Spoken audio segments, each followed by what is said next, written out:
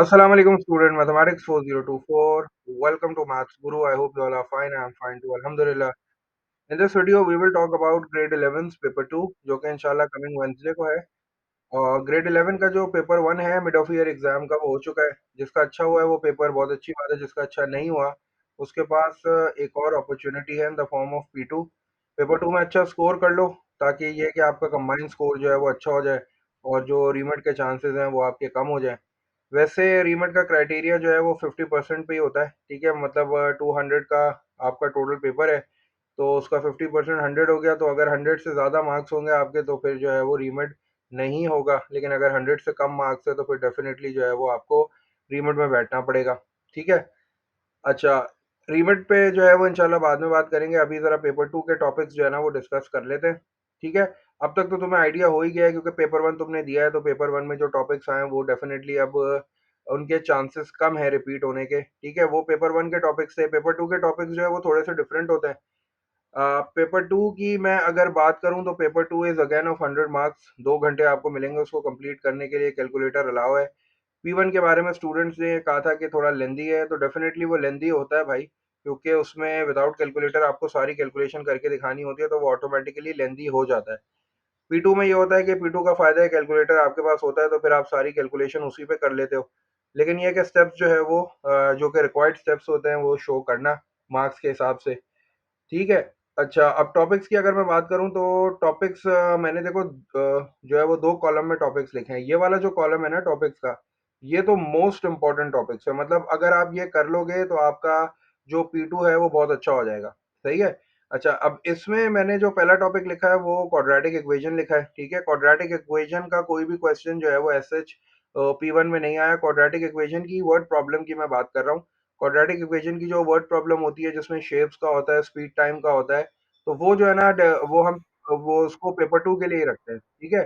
तो आप जो है सबसे पहले क्वाड्रेटिक इक्वेशन से स्टार्ट करोगे, क्वाड्रेटिक इक्वेशन की वर्ड प्रॉब्लम पहले करोगे, पास पेपर से करोगे बिल्कुल। अगर आप मुझसे बुक पूछोगे तो क्वाड्रेटिक इक्वेशन जो है वो D3 में है। चैप्टर नंबर 1 है, एक्सरसाइज 1D से आपको काफ़ी सारे क्वेश्चंस मिल जाएँगे। लेकिन मैं ये आपको ये बोलूँगा कि अभी फ़िलहाल बुक का टाइम नहीं है, आपके पास 1 दिन है बस।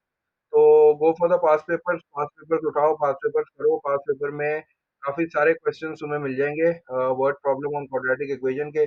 तो वहाँ से जो है वो इसकी प्रैक्टिस कर लो। Word problem on quadratic equation करोगे जिसमें आपको इक्वेशन बनानी होती है, इक्वेशन सॉल्व करनी होती है बाय यूजिंग क्वाड्रेटिक फॉर्मूला। तो वो वाला काम अच्छी तरीके से कर लोगे। फिर जो तुम्हारे पास फ्रैक्शंस आते हैं, क्वाड्रेटिक इक्वेशन के फ्रैक्शंस आते हैं जिसमें इक्वेशंस बनती हैं, फिर क्वाड्रेटिक फॉर्मूला लगता है जिसको हम फ्रैक्शनल इक्वेशंस बोलते हैं। तो वो भी क्वाड्रेटिक इक्वेशन के टॉपिक का ही पार्ट है, तो फ्रैक्शनल इक्वेशंस को सॉल्व करने की भी प्रैक्टिस कर लेना, ठीक है। तो क्वाड्रेटिक में जो है वो समझ लो 10 टू 15 मार्क्स जो है ना वो बन जाते हैं, ठीक है ना। उसके बाद जो मैंने दूसरा टॉपिक लिखा है वो मेंसुरेशन रखा है, ठीक है। मेंसुरेशन आपने ग्रेड 9 में किया था, ठीक है, तो वो थोड़ा सा पुराना टॉपिक हो गया, उस पर थोड़ी मेहनत करनी पड़ेगी। मेंसुरेशन में आप ये करोगे कि देखो अब तक तो जो 2D शेप्स है उसका एरिया पेरीमीटर के फॉर्मूले तो तुम्हें याद हो ही गए। आप जो है वो डायरेक्ट 3D से स्टार्ट करो, ठीक है। 3D में आपके पास जो है वो क्यूब है, क्यूबॉइड है, कोन है, सिलेंडर है, और इसके अलावा जो है वो आपके पास स्फेयर है और पिरामिड है, प्रिज्म है। तो इन सब के वॉल्यूम और टोटल सरफेस एरिया के फॉर्मूलाज अच्छी तरीके से जो है ना देखो तुम्हारा कॉन्सेप्ट बना हुआ है तो फिर तो तुम्हें कोई प्रॉब्लम ही नहीं होगी, फॉर्मूला याद करने की जरूरत ही नहीं है।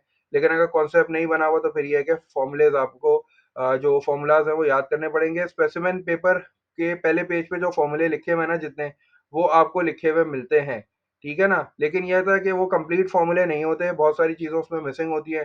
तो अच्छी बात ये होती है कि आप जो है फॉर्मूला सारे जो है वो अच्छी तरीके से प्रैक्टिस करके याद कर लो। जैसे आपके पास कोन है तो कोन का जो कर्व सरफेस एरिया है वो पाई आर एल है, लेकिन कोन का जो टोटल सरफेस एरिया है वो pi r l plus pi r square है, ठीक है ना। तो ये चीज़ वो वहाँ मेंशन नहीं करता। अब सॉलिड सिलेंडर है, अगर सॉलिड सिलेंडर की बात करूँ तो सॉलिड सिलेंडर में आपके पास टॉप भी होगी, बेस भी होगी। तो सॉलिड सिलेंडर का अगर जो है मैं टोटल सरफेस एरिया का फॉर्मूला अगर आपसे पूछूं तो फिर वो हो जाएगा 2 pi r square plus 2 pi r h, ठीक है। अब ये चीज वहां नहीं लिखी हुई होती, वहां ना तोड़ तोड़ के लिखा होता है। जैसे सिलेंडर का कर्व सरफेस एरिया लिखा होगा 2 पाई आर एच, कोन का कर्व सरफेस जो है ना एरिया लिखा होगा पाई आर एल, ठीक है। इसी तरह जो है वो स्फेयर का वॉल्यूम होगा, हेमिस्फेयर का वॉल्यूम नहीं होगा। तो आप जो है वो जब प्रैक्टिस करो तो सारे फॉर्मूलाज पहले बैठ के अपने सामने अच्छी तरीके से लिख लो। फॉर्मूला शीट जो है तुम लोग के पास, जो तुम लोगों ने अपनी बनाई हुई है, जो मैंने भेजी है एक फॉर्मूला शीट, उसमें लिखे हुए हैं सारे फ़ॉर्मूलाज़, या फिर तुम्हें इंटरनेट से फ़ॉर्मूला शीट भी मिल सकती है। तो सारे फ़ॉर्मूलाज़ एक जगह जमा कर लो, ताकि मेंसुरेशन के क्वेश्चन में ना फ़ॉर्मूलाज़ नहीं है। ठीक है? अब उसके बाद फिर जो है ना 3D शेप्स की प्रैक्टिस करना। 3D शेप्स, जो कंबाइंड 3D शेप्स होते हैं ना, जिसमें ऊपर स्फीयर है, कोन है, और इस तरह जो है वो स्फीयर और सिलेंडर है, इस तरह के क्वेश्चंस की आप अच्छी तरीके से प्रैक्टिस करोगे। इसके बाद वो जो है आर्क लेंथ और area of sector, perimeter of sector, ये भी जो है ना अगर आप कर लेते हो तो ये मेंसुरेशन आपका कंप्लीट हो जाएगा। वैसे तो मेंसुरेशन में शेडेड एरिया भी आता है, लेकिन वो शेडेड एरिया जो है ना वो थोड़ा-सा ये होता है कि वो मार्क्स उसके कम होते हैं।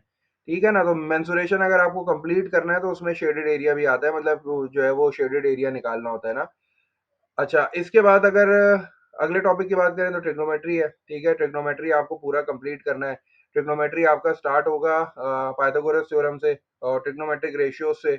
उसके बाद फिर आप जो है वो एरिया ऑफ ट्रायंगल पे जाओगे। एरिया ऑफ ट्रायंगल बड़ा इंपॉर्टेंट है, वो जो साइन वाला होता है ना, नॉन राइट एंगल ट्रायंगल का जो एरिया ऑफ ट्रायंगल होता है, तो वो बड़ा इंपॉर्टेंट होता है, उसके काफ़ी सवाल आते हैं। वो करोगे, साइन रूल करोगे, कोसाइन रूल करोगे, बेयरिंग करोगे। बेयरिंग तो आपने P1 के लिए भी की थी, तो बेयरिंग ये है कि आपको इतना उस पे टाइम लगाने की ज़रूरत नहीं है। इसके अलावा जो है वो एलिवेशन, डिप्रेशन करोगे। 3D वर्ड प्रॉब्लम्स भी थोड़ी-सी कर लेना, क्योंकि आपके पास जो क्वेश्चन आता है उसमें एलिवेशन, डिप्रेशन और 3D शेप भी बना हुआ होता है। तो ट्रिग्नोमेट्री आपको कंप्लीट करनी है। ट्रिग्नोमेट्री में आप कोई चीज़ छोड़ नहीं सकते। P2 में इसकी वेटेज जो है ना वो कम से कम 15 टू 20 मार्क्स की होती है। इसी तरह मेंसुरेशन की भी 10 टू 15 मार्क्स की वेटेज जो है ना वो लाज़मी होगी। अच्छा, फिर आप जो है वो फंक्शंस फिलहाल छोड़ दो, क्योंकि फंक्शंस जो है वो पेपर 1 में आ गए थे। अब आप ग्राफ ऑफ फंक्शंस करना, ठीक है? कंपोज़िट फंक्शंस देख लेना, क्योंकि कंपोज़िट फंक्शंस नहीं आया था। तो कंपोज़िट फंक्शंस हो गया, और ग्राफ ऑफ फंक्शंस में फुल फ्लेज जो पूरा क्वेश्चन है जिसमें प्लॉटिंग वगैरह करनी होती है, टेंजेंट्स ड्रॉ करनी होती हैं, सॉल्यूशन निकालना होता है, इक्वेशन को सेम बना के, तो वो पूरा सवाल आप अच्छी तरीके से करोगे। शेप्स आपको आइडिया होना चाहिए, क्यूबिक का कैसा होता है, क्वाड्रेटिक का कैसा होता है, एक्सपोनेंशियल का कैसा होता है, रेसिप्रोकल का कैसा होता है। तो ग्राफ ऑफ फंक्शन आपको करना पड़ेगा थोड़ा तमीज़ से, इसका भी पूरा एक सवाल जो है ना वो एक्सपेक्टेड है। काइनेमैटिक्स कर लेना, काइनेमैटिक्स में वो जो स्पीड टाइम ग्राफ है ना उसकी थोड़ी-सी इम्पोर्टेंस जो है वो ज़्यादा होती है। पेपर 2 में स्पीड टाइम ग्राफ पूछा जाता है, पेपर 1 में जो है ना डिस्टेंस टाइम ग्राफ पूछा जाता है। नॉर्मल बता रहा हूँ मैं, मतलब एक जनरल ट्रेंड जो है ना वो मैं बता रहा हूँ। ठीक है ना? तो काइनेमैटिक्स जो है उसको भी थोड़ा-सा टाइम दे देना। एवरीडे मैथमेटिक्स बहुत इंपॉर्टेंट टॉपिक है भाई।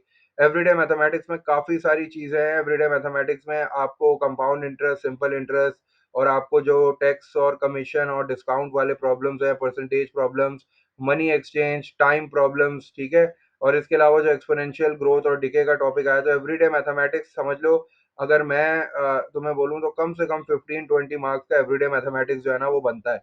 तो एवरीडे मैथमेटिक्स को थोड़ा-सा टाइम देना, ठीक है? काइनेमैटिक्स को इतना टाइम देने की ज़रूरत नहीं है, 1-2 सवाल भी अगर तुम जो है वो सॉल्व कर लोगे, जैसे स्पीड टाइम ग्राफ में एरिया अंडर द कर्व कैसे निकालते हैं, डिस्टेंस होता है वो, तो ये सारी चीज़ें थोड़ी-सी प्रैक्टिस कर लेना।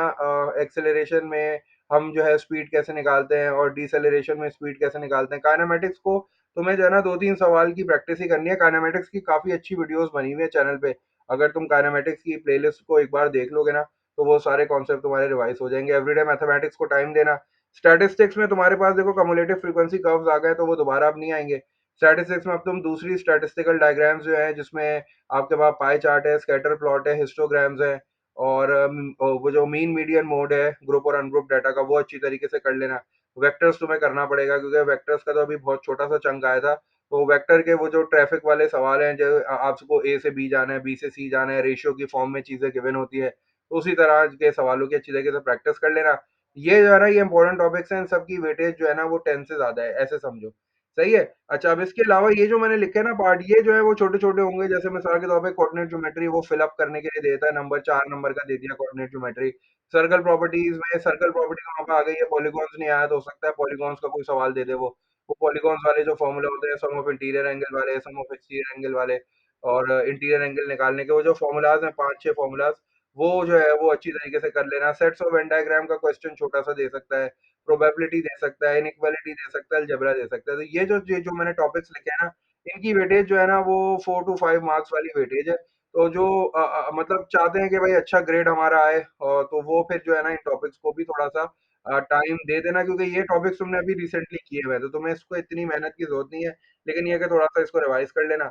मेन टॉपिक्स तुम्हारे यही हैं: quadratic equation, mensuration, trigonometry, graph of functions, kinematics, everyday mathematics, statistics और वेक्टर्स। अगर आप ये 8 टॉपिक है मेरे ख़्याल से 1, 2, 3, 4, 5, 6, 7, 8, ये 8 टॉपिक आप अच्छी तरीके से अगर कर लेते हो, तो इंशाल्लाह फिर आपको P2 में एज़ सच कोई प्रॉब्लम नहीं होगी।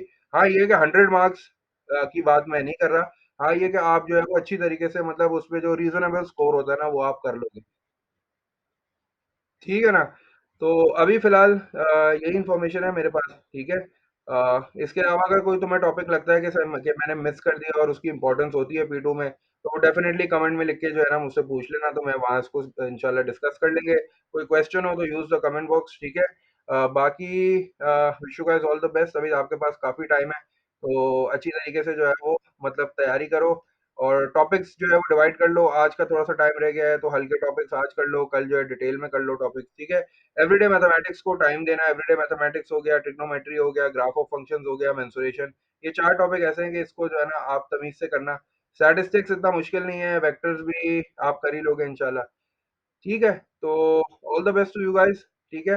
अंटिल देन टेक केयर, अल्लाह हाफ़िज़।